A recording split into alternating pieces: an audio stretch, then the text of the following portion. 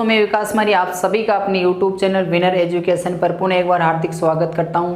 हम जो आज पढ़ने वाले वो प्रश्नावली ठोसों का पृष्ठीय क्षेत्रफल एवं आयतन। आप देखो हमारे पास कुछ वस्तु ठोस होती है, उनका हम क्या निकालते हैं, पृष्ठीय क्षेत्रफल भी निकालते और क्या भी निकालते हैं, आयतन। जो प्रश्नावली है 10वीं क्लास की 16.2, इससे पहले की वीडियो में मैंने 1 से लेके 9 तक प्रश्न कंप्लीट करा दिया। आज जो प्रश्न दे रखा है 10वां प्रश्न है 16.2 का। तो आप जिन भैया भाई ने पीछे का वीडियो नहीं देखे, एक बार वो पीछे का वीडियो जरूर देख लें ताकि उनके 1 से लेके 9 तक प्रश्न आराम से समझ में आ जाए। और ये जो मैंने सारे के सारे सूत्र, ये सूत्र बनाने भी बता रखे हैं किस प्रकार से हम प्रत्येक सूत्र को बनाते हैं। आपने देखा कुछ बच्चे से बोलते हैं सर हमें ये सूत्र याद नहीं हो रहा, तो उनकी जो वो कठिनाई है उनको देखते हुए मैंने क्या प्रश्न सारे जो दे रखे हैं उनके सारे सूत्र मैंने बनाने बता रखे हैं। चलो प्रश्न जो 10वां दे रखा है 10वें प्रश्न को सरल करते हैं। और प्रश्न आपके सामने आपको ये बोल रहा है 20 मीटर गहरा और 7 मीटर व्यास का एक कुआं है। तो आप देख सकते हो कुआं जो दे रखा है उसका व्यास ही बोल रहा है कितना है, 7 मीटर। तो व्यास होने का मतलब आप देख सकते हो आपको जो कुआं दिया वो कुआं कैसा है, बेलनाकार। ये मैंने एक सामने कुआं बना रखा है, जो कुआं है ये है कैसा, बेलनाकार। तो आप क्या देखते हो ये बोल रहा है इसकी गहराई, गहराई का मतलब क्या है, इसकी जो नीचे का दे रखा है ऊपर से लेके नीचे जो पानी है कितनी गहराई पे है, तो पानी जो है गहराई पे है ना। तो इसकी जो नीचे की आपको दे रखी यहाँ से लेके यहाँ तक की जो गहराई है, गहराई इसने कितनी बताई है, 20 मीटर। तो यहाँ मैंने लिखा 20 मीटर इस कुएं की क्या हो जाएगी, गहराई हो गई इतना गहराई। अब आप देखते हो गहराई और ऊंचाई एक ही बात होती है। ऊपर से आप देखोगे इस कुएं के ऊपर से आप देखोगे तो आपको ये दिखेगी गहराई। यदि आप कुएं के अंदर जाके देखो तो आपको ये क्या मिलेगी, ऊंचाई मिलेगी। तो सदैव आपको ध्यान देना है जो ऊंचाई होती है कुएं की और गहराई होती है, हम दोनों बोल सकते हैं एक दूसरे पे। आप जो यहाँ दे रखे हैं h हो जाएगा, h बराबर कितना हो जाएगा, 20 मीटर। उसके बाद ये बोला 20 मीटर गहरा है कुआं और 7 मीटर व्यास, इस कुएं का आपको जो व्यास दे रखा है व्यास कितना है, 7 मीटर। तो मैं ऐसे बोल रहा हूँ यहाँ से लेके यहाँ तक आपको जो व्यास दे रखे हैं व्यास कितना है, 7 मीटर हो गया। तो ये बोल रहा है कि 20 मीटर गहरा और 7 मीटर व्यास का एक कुआं है, इससे निकली, आपको करना क्या, कुआं खोदना है। ये बोल रहा है व्यास का एक कुआं खोदा गया, एक कुएं को खोदा था। आप देख सकते हो कुएं को हम खोदते हैं तो उसके अंदर से क्या निकलती है, मिट्टी। तो आपने जैसे जैसे कुएं को खोदा वैसे वैसे आपने जो मिट्टी निकाली है उस मिट्टी को आपको काम में लेना है। और किस काम में लोगे, ये बोल रहे हैं इससे निकली मिट्टी से, इससे जो मिट्टी निकलती है उस मिट्टी से 22 मीटर गुणा 14 मीटर माप का एक चबूतरा बनाया गया। तो आप देखते हो चबूतरा जो होता है ना, हम पक्षी को दाने डालते हैं, वो जो चबूतरा है वो चबूतरा कैसा होगा आपका, घनाभ के आकार का। कैसे है, क्योंकि सबसे पहले बोले उस चबूतरे की आपको जो लंबाई है, लंबाई कितनी लेनी है, 22 मीटर। तो हमने क्या कर दिया 22 मीटर, तो यहाँ लिख दिया मैंने, यहाँ लिखा ये जो आपकी इसकी चबूतरे की जो आपको लंबाई दे रखी है, लंबाई कितनी दे रखी है, 22 मीटर तो लंबाई हो जाएगी। ठीक है, चबूतरे लंबाई कितनी है, 22। यहाँ से देख लो, यहाँ से देख लो, ये आपके पास क्या 22 मीटर तो चबूतरे की लंबाई।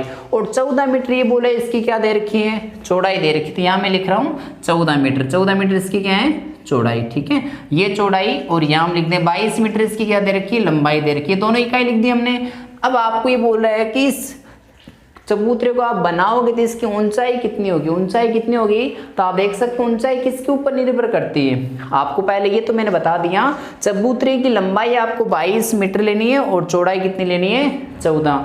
अब चबूतरे की ऊंचाई कितनी होगी, चबूतरे की ऊंचाई आप देख सकते हो जितनी मिट्टी हम निकालेंगे और वैसे वैसे आप डालोगे तो वैसे वैसे चबूतरे क्या हो जाएगी, ऊंचाई बढ़ जाएगी। तो चबूतरे की जो ऊंचाई है किसके ऊपर निर्भर करती है, जो कुएं से आपने मिट्टी निकाल के इसके अंदर डालेंगे, जितनी मिट्टी डालेंगे उतना ही क्या हो जाएगा, इसका स्तर ऊपर आ जाएगा। तो एकदम आसान सा प्रश्न, चलो सरल करते हैं। तो सबसे पहले लिखेंगे दिया गया है, यहाँ मैंने लिखा दिया गया है। ठीक है, आपको जो भी इकाई दे रखी वो सारी इकाई लिख दो। कुएं की गहराई दे रखी तो हम लिख देंगे कुएं की गहराई। ठीक है, गहराई हमें दे रखी है, गहराई को मैं h से दर्शा रहा हूं क्योंकि आपको मैंने बता दिया गहराई और ऊंचाई समान सी हो जाएगी। h जो है आपके पास h का मान है वो कितना आपको दे रखा है इसने, 20 मीटर। ये बोल रहा है जो कुआं है उसकी गहराई कितनी है, 20 मीटर हो गया। इतना दिया गया है कुएं की गहराई, गहराई कितनी है, 20 मीटर। ये 20 मीटर तो गहरा है, 7 मीटर इसका क्या दे रखा है व्यास, हम लिखेंगे कुएं का व्यास। तो कुएं का व्यास हमें दे रखे हैं, कुएं का व्यास। तो व्यास से, व्यास को किससे दर्शाते हैं, डी से। जो आपको व्यास दे रखा है वो व्यास कितने हैं, 7 मीटर हैं। आप ये तो ध्यान में होगा, कभी भी हमें किसी वर्ताकार भाग की या बेलन का यदि आपको व्यास दे रखा है तो व्यास हमें किस में चेंज करना, व्यास को त्रिज्या में चेंज करना है, क्योंकि जब हम प्रश्न सरल करेंगे तो हमें किसका मान चाहिए होगा, आर का। आप देख सकते ये तो कुएं का व्यास दे रखा है, और यदि व्यास का हम आधा कर दे, यदि 2 का भाग लगाते तो आपके पास क्या आ जाएगी, उसकी त्रिज्या आ जाएगी। तो हम ऐसे लिख सकते हैं कुएं की त्रिज्या, कुएं का व्यास है तो कुएं की त्रिज्या भी होगी, कुएं की त्रिज्या। और त्रिज्या जो रेडियस है उसको किससे दर्शाते हैं, आर से दर्शाते हैं। त्रिज्या होगी कितनी, जो व्यास दे रखा है व्यास में किसका भाग लगा देंगे, 2 का। तो ये बोला व्यास में 2 का भाग लगा देंगे तो हमारे पास क्या आ जाएगी, उसकी त्रिज्या आ जाएगी। और ये त्रिज्या किसकी है, कुएं की त्रिज्या। हो गया इतना काम। उसके बाद ये बोले इसे निकाले की मिट्टी से। आपको ये बोला है आपने जो कुआं खोदा उससे जो मिट्टी निकाली आपने, वो सारी की सारी मिट्टी आपको किस में लगानी है, चबूतरे में लगानी। जो भी मिट्टी आपने निकाली, जितनी भी निकाली और यहाँ वहाँ वेस्ट नहीं करनी, सारी की सारी मिट्टी आपको कहाँ लगानी है, चबूतरे में लगानी है। तो इससे निकली मिट्टी से, चबूतरे से जो कुआं है, कुएं से निकली मिट्टी से 22 मीटर गुणा 14 मीटर में आपका एक चबूतरा बनाया गया। ये चबूतरे क्या हो जाएगी, लंबाई। ठीक है, अब हम क्या चबूतरा बनाएंगे ना, तो बनाए जाने वाले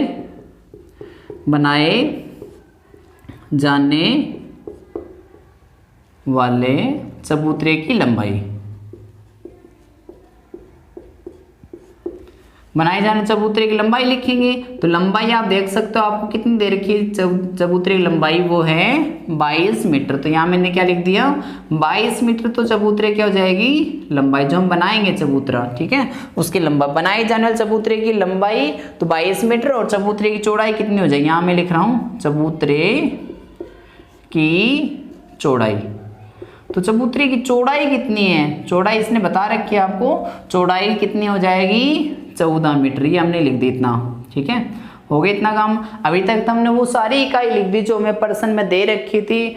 अब ये करना किस प्रकार से, प्रश्न एकदम नॉर्मल सा प्रश्न है, बस हमें नॉर्मल तरीके से सोचना है। आपको ये बोले ये जो कुआं है, कुएं को आप खोदते हो, तो हमने देखा है कि कुएं को खोदेंगे तो वहां से क्या निकलेगी, मिट्टी निकलेगी। तो यहाँ से जितनी मिट्टी निकल रही है वो सारी की सारी मिट्टी आपको कहाँ लगानी है, चबूतरा बनाने में लगानी है। ये बोला यहाँ से मिट्टी निकालो और चबूतरे में लगा दो। जितनी निकालोगे उतनी चबूतरे में आपको क्या करनी है, लगानी है। ठीक है, तो चलो यहाँ मैं ऐसे लिख रहा हूँ, कुएं से निकालेगी मिट्टी का आयतन, क्योंकि आप देखोगे मिट्टी निकलेगी तो कुआं कैसा हो जाएगा, खोखला हो जाएगा। इसका मतलब कि अंदर से जगह खाली हो जाएगी। ठीक है, जो मिट्टी है तो मिट्टी आप निकालोगे तो अंदर से जगह क्या हो जाएगी, कुएं की जितनी खाली हो जाएगी। और मिट्टी जो आप निकाल रहे हो, किस में निकाल रहे हो, आप आयतन में निकाल रहे हो। किस में निकालोगे, आयतन में। तो मैं क्या लिखूंगा, देखो कुएं से निकालेगी मिट्टी का आयतन, कुएं से निकालेगी मिट्टी का आयतन, गई मिट्टी का आयतन।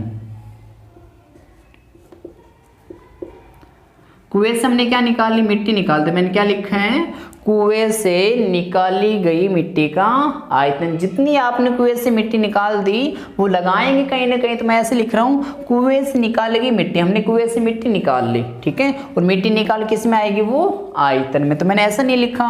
अब देखो, कुएं से निकालेगी मिट्टी का आयतन निकालना कि कुएं का आयतन, क्योंकि हमें ये पता है कि मिट्टी जो निकाले वही तो मिट्टी किस में लगाएंगे, चबूतरे में लगाएंगे। तो हमें मिट्टी का आयतन, देखो कुएं से निकालेगी मिट्टी का आयतन जो किसके बराबर होगा, इसमें जितनी आपने मिट्टी निकाली किस में लगा दोगे, चबूतरे में। तो हमें ऐसे लिख देंगे, चबूतरे में लगाई गई मिट्टी।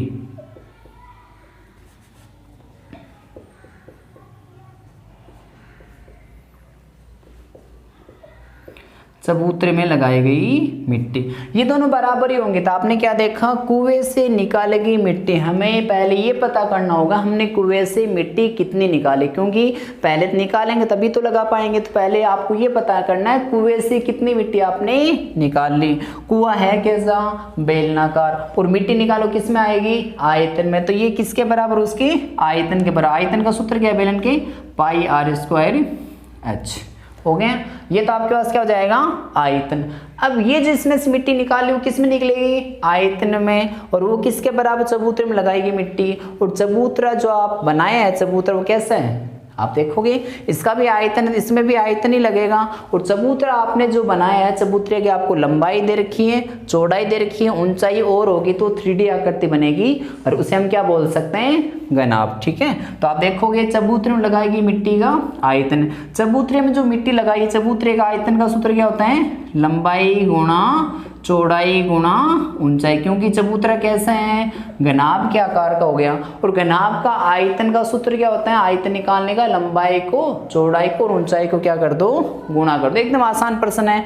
ये हमारे पास कितने हैं, पाई, तो पाई एक अचर राशि होती है, पाई का मान कितना रख सकते हैं, 22/7। ये मैंने रखा 22/7 गुणा पाई का मान हो गया। उसके बाद ये बोल रहा है जो आपके पास कुआं है, कुएं की त्रिज्या लिखनी है। त्रिज्या हमारे पास आर का मान कितना है, 7/2। तो ये कुछ साथ में और भी बोल रहे हैं, ये बोल रहे हैं आर की जितनी घात आर को उतनी बार लिखना है, तो 7/2 को हम कितनी बार लिखेंगे, 2 बार लिखेंगे। हो गया इतना। अब ऊंचाई बता रहे हैं, किसकी ऊंचाई है, आप देख सकते हो ऊंचाई जो बोल रहा है, किसकी ऊंचाई बोल रहा है, ये कुएं की। तो कुएं की ऊंचाई या गहराई कितनी दे रखी है, 20, तो यहाँ लिख दिए 20। हो गया इतना, बराबर का निशान भी हो गया। अब ये बोल रहा है चबूतरा है दूसरी साइड, क्योंकि चबूतरे में लगाई मिट्टी, तो चबूतरा कैसा, घनाभ के आकार, घनाभ का आयतन का सूत्र क्या, लंबाई गुणा चौड़ाई गुणा ऊंचाई। तो लंबाई आपको दे रखी है, लंबाई कितनी दे रखी है, 22, ये हो गई 22 लंबाई। उसके बाद क्या दे रखी है, चौड़ाई, तो चौड़ाई कितनी हो जाएगी, 14, यहाँ लिखी 14। हमारे पास क्या नहीं है, ऊंचाई नहीं, कोई बात नहीं, ऊंचाई तो हमें निकालनी है। ये बोला यहाँ से जो मिट्टी आप निकाल लो किस में लगानी है, चबूतरे में। तो जैसे जैसे हम मिट्टी डालेंगे वैसे वैसे उसका स्तर क्या हो जाएगा, ऊंचा उठ जाएगा। ठीक है, तो ऊंचाई में निकालनी है। तो चलो सरल करते हैं। आप देख सकते 7 और ये 7 कैंसिल होगी, क्योंकि ऊपर और नीचे समान संख्या भाग जाता था, हम दे सकते हैं। तो चलो ये हमारे पास कितने हो जाएंगे, 2 का भाग 11 आ जाएंगे, इसमें 2 का भाग देते कितने आ जाएंगे, 10।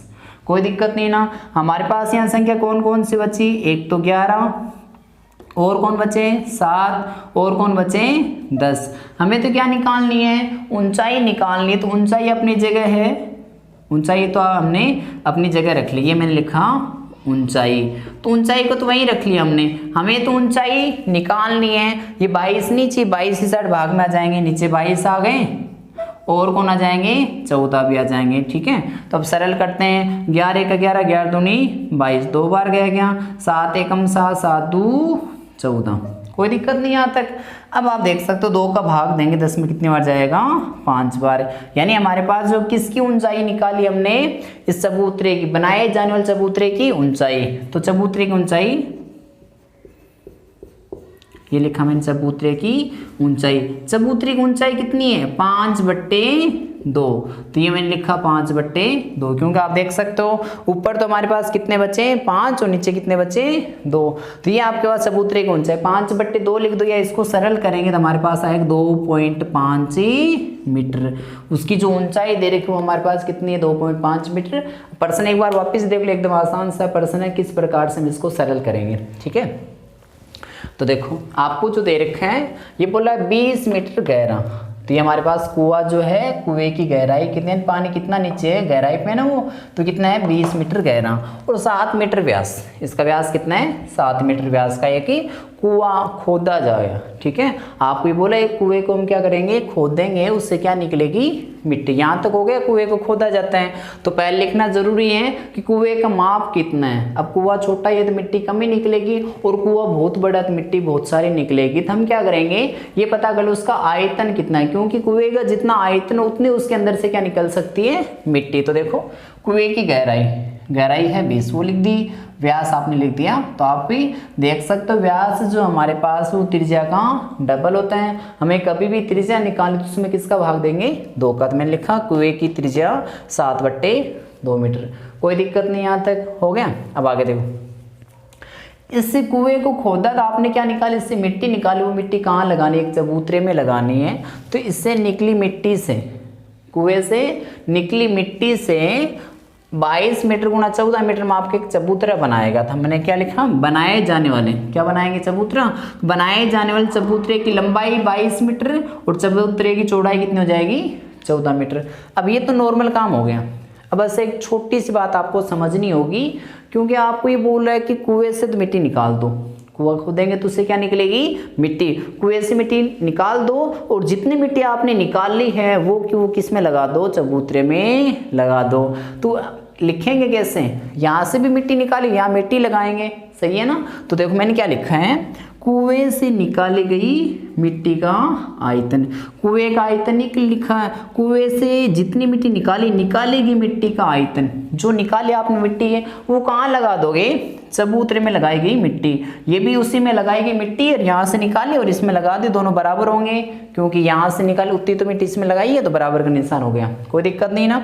अब देखो कुएं से निकालेगी मिट्टी का आयतन, क्योंकि मिट्टी निकालो आयतन भी निकलेगी, और कुआं कैसा है, बेलनाकार। तो बेलन का आयतन का सूत्र क्या है, पाई r स्क्वायर h बराबर किसके होगा, चबूतरे में लगाई गई मिट्टी। चबूतरे में जो मिट्टी लगाई है, चबूतरा है कैसा, उसने लंबाई दे दी, चौड़ाई दे दी, यदि ऊंचाई भी है उसकी तो कैसा है, घनाभ के आकार का। और घनाभ के आयतन का सूत्र क्या होता है, लंबाई गुणा चौड़ाई गुणा ऊंचाई। कोई दिक्कत नहीं ना। पाई का मान 22/7, r का स्क्वायर घन r का मान है कितना, 7/2। 7/2 को कितनी बार लिखा, 2 बार गुणा करेंगे h। ऊंचाई आपको कितनी है, 20 हो गया इतना।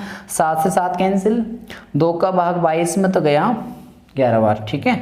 और इस 2 का भाग 20 में कितने हो जाएगा, 10 बार। हमारे पास बचे कितने, 11, 1 ही 7, 1 ही 10, ठीक है।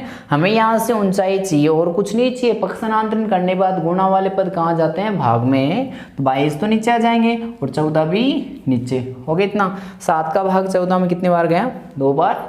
11 का भाग 22 में 2 बार जाएगा, ठीक है, समझ में आ गया ना। तो हमारे पास बच्चे कितने, 5/2। अतः हमारे पास जो चबूतरे की ऊंचाई वो कितनी है, 5/2, यानी वो चबूतरा कितना ऊपर जाएगा, 2.5 मीटर ऊपर जाएगा। नॉर्मल सी चीज़ है। यहाँ से मिट्टी निकालोगे और आप देखो मिट्टी गिराएंगे तो उसका जो स्तर वो क्या हो जाएगा, बढ़ जाएगा। तो कितना बढ़ जाता है, 2.5 मीटर।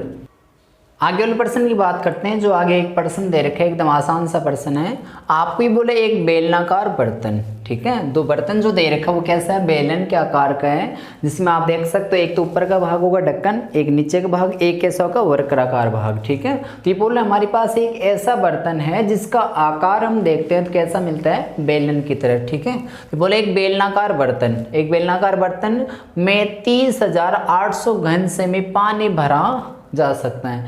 एक जो आपको बर्तन दे रखा है उसके अंदर कितना पानी भरा जा सकता है, वो ये बोल रहे हैं 30,800, ठीक है। यानी इतना पानी भरने का मतलब क्या है, 30,800 घन सेमी पानी भरा जा सकता है। इसका मतलब ये है कि उसके अंदर की जो धारिता होगी किसी वस्तु को धारण करने की, वो कितनी है, 30,800 घन सेमी हो गया इतना। इसके अंदर इतना पानी आ सकता है। यदि हो गया, यदि बर्तन की भीतरी त्रिज्या का मतलब क्या है, आप देख तो बेलन जो है बेलनाकार बर्तन, उसके अंदर की त्रिज्या अलग होगी और बाहर की त्रिज्या क्या होगी, अलग होगी, ठीक है।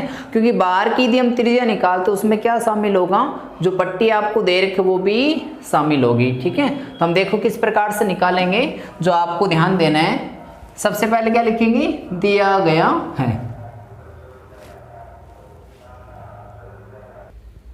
दिया गया। सबसे पहले क्या लिखेंगे, दिया गया है, ठीक है। जो हमें दे रखा है सबसे पहले वो देख लो। तो बोला बेलनाकार बर्तन में 30,800 घन सेमी पानी भरा गया। तो हम क्या लिखेंगे, दिया गया जो है उसमें पहले ही बोला बेलनाकार जो बर्तन है आपके पास से, तो बेलनाकार बर्तन में बेलनाकार बर्तन में पानी का आयतन, पानी कितना है, तो पानी का आयतन, यानी जो अंदर वस्तु भरी जाती है वो किस में आती है, आयतन में आती है ना। उसके अंदर का आयतन इतना दे रखे हैं। तो सबसे पहले हमने क्या लिखा, दिया गया बेलनाकार बर्तन में पानी का आयतन। ये बोले एक बेलनाकार बर्तन में पानी कितना है, 30,800 घन सेमी पानी भरा हुआ है। तो हमने यहाँ लिख दिया 30,800, वो भी किस में है, घन सेमी। ये तो इसके अंदर पानी भरा गया है, हो गया इतना। समझ में आ गया। और पानी कहाँ भरेंगे, इसके अंदर। यदि बर्तन के भीतरी त्रिज्या, भीतरी का मतलब क्या होता है, अंदर, जो अंदर की त्रिज्या में दे रखी है। भीतरी का मतलब आपको इतना समझना है, जो अंदर की त्रिज्या दे रखी है बेलनाकार बर्तन के, ठीक है। यदि बर्तन की भीतरी त्रिज्या कितनी है, 14 सेमी, तो हम क्या लिखें, बेलनाकार बर्तन, बेलनाकार बर्तन के भीतर की त्रिज्या, अंदर की जो त्रिज्या आपको दे रखी, भीतर की त्रिज्या r से जिसे दर्शाते हैं। r का मान हमें कितना दे रखा है, ये बोला है 14 सेमी, ठीक है, हो गया इतना। ये हमारे पास जो r का मान हो गया वो है 14 सेंटीमीटर, कोई दिक्कत नहीं ना। अभी बोल रहा है कि उसके भीतर का वक्र पृष्ठीय क्षेत्रफल निकालें। ये जो बेलनाकार बर्तन दे रखा है, इसके भीतर का में क्या निकालना, वक्र पृष्ठीय क्षेत्रफल निकालना है। और हमने क्या देखा, वक्र पृष्ठीय क्षेत्रफल का सूत्र क्या होता है, 2πr/h। हमें एक तो r का मान चाहिए होता है, और ये भी बोल रहे हैं भीतर का वक्र पृष्ठीय क्षेत्रफल निकालना, तो भीतर के में क्या चाहिए, त्रिज्या चाहिए, और भीतर की भी क्या चाहिए, ऊंचाई चाहिए। हमारे पास r का मान किसका नहीं है, h का मान। तो एक आपको मैंने बताया कि एक चर का मान निकालने के लिए हमें एक समीकरण चाहिए होती है। तो आपको ये बोल रहे हैं बेलनाकार बर्तन में पानी का आयतन, तो हमें जो बेलनाकार बर्तन उसके अंदर का क्या दे दिया, आयतन दे दिया, ठीक है। वो भी बेलनाकार बर्तन पानी का आयतन, तो बेलनाकार बर्तन पानी का आयतन कितना है, πr²h। तो आयतन कितना दे रखा है, 30,800 घन सेमी। तो आप क्या देखते हो, यदि आपको घन सेमी दे रखा है, घन मीटर दे रखा है, इसका मतलब आपके पास वो क्या दे रखा है, आयतन दे रखा है।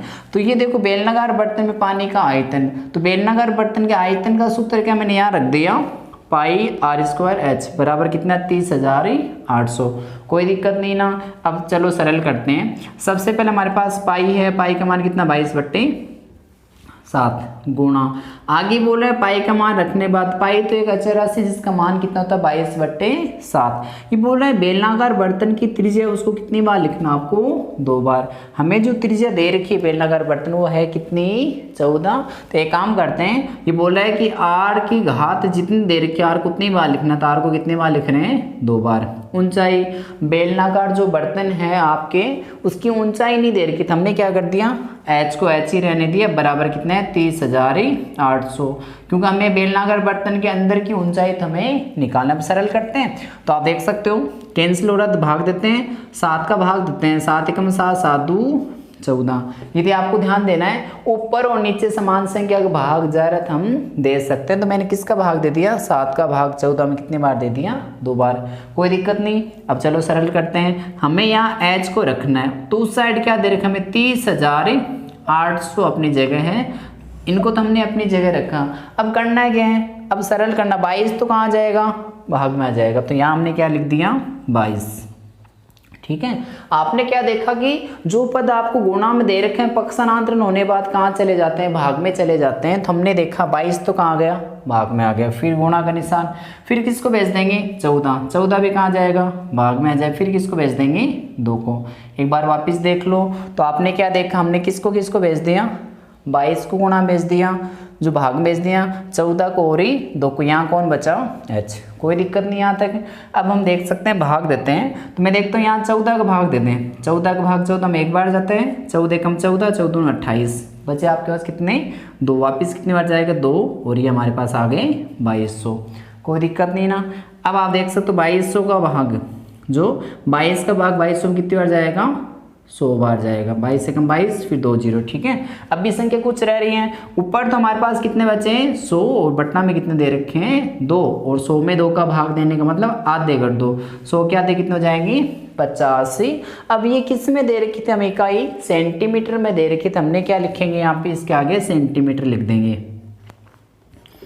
अब आपको ये पता करना है, बोल रहे हैं कि उसके भीतर का वक्र पृष्ठीय क्षेत्रफल ज्ञात कीजिए। किसके भीतर का वक्र पृष्ठीय क्षेत्रफल निकालना है, जो आपको बेलन दे रखे हैं, बेलनाकार जो बर्तन है उसके भीतर का हमें क्या निकालना, वक्र पृष्ठीय क्षेत्रफल निकालना। आप देखोगे ये मार्कर दे रखे हैं, इसका बाहर का वक्र पृष्ठीय क्षेत्रफल निकालेंगे तो अलग होगा, ठीक है। और अंदर का इससे चीज थोड़ा ही कम आए, लेकिन अंदर का क्या होगा, इसका वक्र पृष्ठीय क्षेत्रफल कम आएगा। ये बोल रहा है इसके भीतर का वक्र पृष्ठीय क्षेत्रफल निकालना। भीतर के हमें क्या चाहिए, त्रिज्या। त्रिज्या किसकी दे रखी है, भीतर की दे रखी है। जो हमारे पास ऊंचाई वो भी कहेंगी भीतर की है, क्योंकि इसके अंदर पानी भरा है। तो पानी भरने का मतलब क्या है, जो नीचे का भाग तो रह गया, ऊपर ऊपर की क्या दे रखी है, ऊंचाई, यानी भीतर की ऊंचाई हमारे पास है, तो हम निकाल सकते हैं। तो यहाँ कर लेते हैं, बेलनाकार बर्तन का भीतरी क्या निकालना है, वक्र पृष्ठीय, उसके वक्र पृष्ठीय क्षेत्रफल।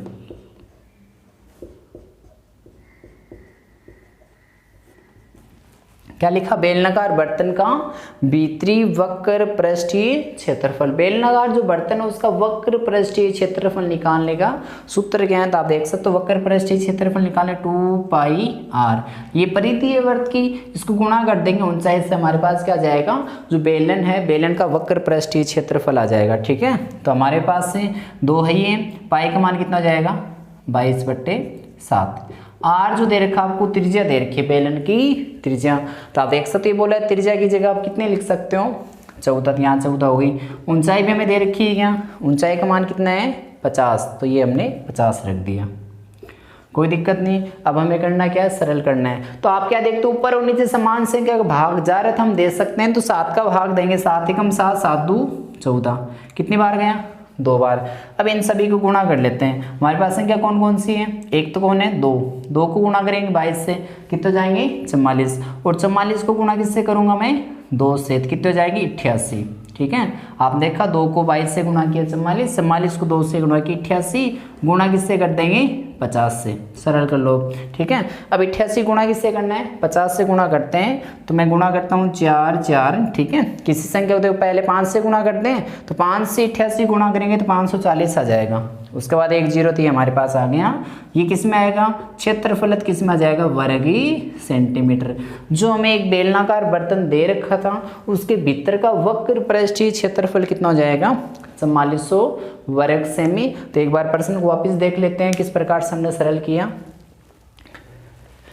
एक बेलनाकार बर्तन, आप देखोगे जो आपके सामने एक बर्तन है वो है कैसा, बेलनाकार, में 30,800 घन सेमी पानी भरा जा सकता है। जो बेलनाकार बर्तन आपको दिए हैं इसके अंदर कितना पानी भरा जा सकता है, 30,800 घन सेमी इसके अंदर पानी भरा जा सकता है। तो हमने क्या लिखा है, दिया गया है बेलनाकार बर्तन में पानी का आयतन, उसके अंदर कितना पानी भरा जा सकता है। तो यानी हमने लिख दिया बेलनाकार बर्तन पानी का इतना आयतन हो सकता है, 30,800 हो गया, कोई दिक्कत नहीं ना। एक चीज और इसने कहा, बेलन के भीतरी त्रिज्या यानी अंदर की जो त्रिज्या में दे रखी है वो कितनी है, 14, कोई दिक्कत नहीं ना। ये आपको यदि आयतन दे रखा है, पानी का आयतन दे रखा है, तो आयतन किसके बराबर होता है, बेलनाकार वस्तु का पाई आर स्क्वायर एच के बराबर, ठीक है। पाई का मान कितना, 22/7। आर जो दे रखी त्रिज्या वो कितनी है, 14। 14 कितनी बार लिखेंगे, 2 बार, गुणा क्या हो जाएगा, एच। 7 का भाग 14 हम 2 बार गए, हमारे पास बचे कितने, एच को यहीं रख लेंगे, 30,800 है, 22 को 14 को 2 को भाग में भेज के हमने एच का मान कितना आ गया, 50, ठीक है। अब आपको ये बोलना है कि उसका भीतरी वक्र पृष्ठीय क्षेत्रफल, जो बेलनाकार भाग है आपके पास बर्तन है उसका अंदर का वक्र पृष्ठीय क्षेत्रफल निकालना। सूत्र क्या होगा, बेलनाकार बर्तन का भीतरी वक्र पृष्ठीय क्षेत्रफल सूत्र है 2πRh। 2 है ये, पाई का मान कितना होगा, 22/7। आर का मान 14, देख सकते हो 14 दे रखा है, और एच का मान कितना हो जाएगा, 50। इनको सरल कर लिया, हमारे पास कितना आ गया, 4400 वर्ग सेमी। आज आपने देखो हमने 2 प्रश्न कंप्लीट कर लिए, एक तो 10वां प्रश्न, एक ही 11वां प्रश्न, और एकदम मैंने आसानी से बताया आपको किस प्रकार से आप प्रश्न को पढ़ के और किस प्रकार से प्रश्न को सरल कर सकते हो। जो भी भैया बहन मेरे वीडियो देख रहे हैं, इस वीडियो का लिंक जो है आप आगे से आगे शेयर करें, ताकि जो भी बच्चे अभी लॉकडाउन की वजह से स्कूल नहीं जा पा रहे या किसी ट्यूशन करने या कोचिंग करने नहीं जा पा रहे, उन बच्चों की इस चीज़ का फ़ायदा हो सके। तो आपको क्या करना है, ज़्यादा से ज़्यादा इस लिंक को शेयर करना है। यदि आप भी हमारे चैनल पर नए हो तो आप हमारे चैनल को सब्सक्राइब जरूर कीजिए, क्योंकि जैसे मैं वीडियो अपलोड करता हूँ सबसे पहले उस वीडियो का लिंक आप तक ही पहुंचेगा, जिसकी सहायता से आपको बार बार यूट्यूब चैनल पे जाने की आवश्यकता नहीं होगी। आप सीधा से जैसे ही नोटिफिकेशन आता, आपके पास नोटिफिकेशन आती है, आप उस वीडियो को सबसे पहले देख सकते हो। तो ज़रूर आपको आगे से आगे शेयर करना है और हमारे चैनल को सब्सक्राइब ज़्यादा से ज़्यादा करो, लाइक करना ना भूलें। जय हिंद।